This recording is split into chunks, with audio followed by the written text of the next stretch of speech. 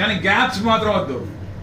ఎవరో ఏదో అన్నారు, సోషల్ మీడియాని మీరు వాడడం మానేసేయండి దయచేసి.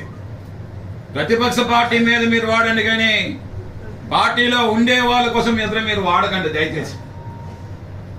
విత్ ఇన్ ద పార్టీలోని ఎవరి కోసం కూడా ఏది కూడా మీరు చిన్నది కూడా సబ్జెక్ట్ తీసుకోకండి దయచేసి. ఇదే దూరం చేస్తా ఉన్నాయి.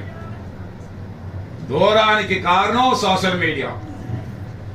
చాలా పవర్ఫుల్ గా రాత్రి నిద్ర పట్టనివ్వకంట వాళ్ళనేమో మనసు గుబులు చేసేస్తాం అన్నమాట.